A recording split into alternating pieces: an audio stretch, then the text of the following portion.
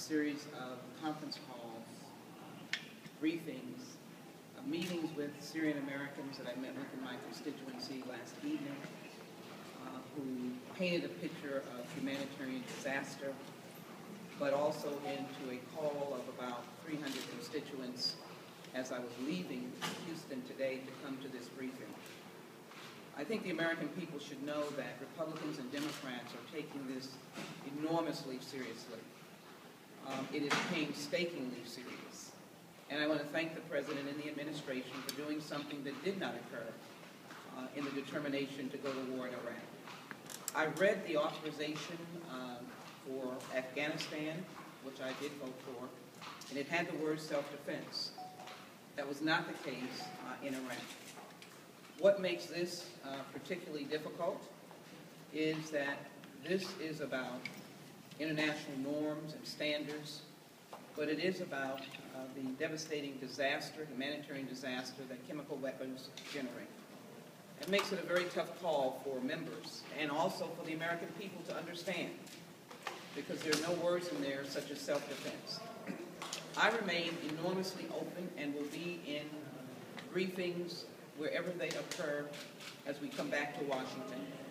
I think it is important that the administration continues a dialogue that has never existed or has not existed in some of the other recent military operations that we've had. My decision will be based upon not the issue of credibility, and I wish we'd not hold that standard up. I think America has shown itself to be credible.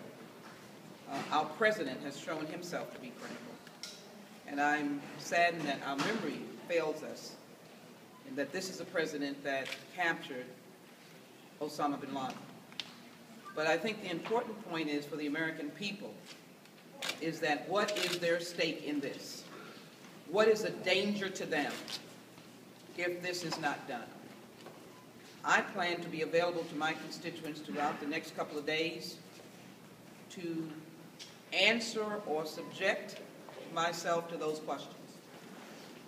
I would guess and speculate that part of what is represented is that chemical weapons are so heinous, so fluid, if I might use that terminology in quotes, that it is important for the national security interests of the United States to take this very seriously. What if your constituents think that Syrian Americans and others are urging you one or the other? Let me just say that we have had a very diverse community in Houston in the 18th Congressional District, and what they have done very passionately is to share their human stories of their families, of loved ones or persons that they've known whose bodies have been returned, broken, who've disappeared, who've been kidnapped, and the humanitarian cost to women and children over a period of 2 years. I would say that you would expect that they would be advocates for action, but I indicated to them, and I'll say it again, that I plan to listen to them throughout this process, but this will be a vote of conscience. Do you think that there's any value in President Obama addressing the nation, maybe in a primetime address, to sell this to the American people? I think my earlier point was, do the American people understand the gravity of chemical weapons? And I think more than anyone else, the commander-in-chief of the nation would be an excellent person to articulate both his mission, his passion, and what is the impact and danger of chemical weapons. For those of us who lived in this nation, it might be difficult to understand. I picture it not only of the women and children in Syria, but I also picture it of our men and women in the United States military, being on the front lines, and then ultimately people in the United States or citizens of the United States as they travel around the world. It's not going to have much of a chance of passing the House without strong Democratic support. So that would be the CDC. Do you see the CDC giving the support of the president, or have you been involved in any of the discussions? And there was sort of a directive to not say much until the briefing. Do you think that's a good thing to start? We are all going to be in discussions. I don't want to speculate on behalf of the Congressional Black Caucus, all individual members, patriots, Americans. Let me just say this. I think the key to this is the understanding of the depth of grotesqueness that chemical weapons can be, and whether or not that brings you to the point of moving forward on a strike that is to deter and to degrade. And that is a very finite term that has to be understood, because most people understand eliminate, terminate, and that's why this is not hedging my bets.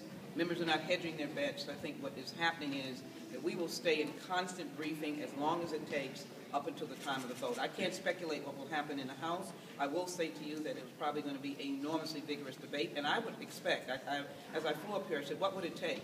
I don't know if the American people could take 10 hours of debate, 4 hours of debate, or 5 hours of debate, but I think it should be an extensive debate on the floor of the House and Senate. It sounds like with what you know now that you're not comfortable justifying a yes vote to your constituents.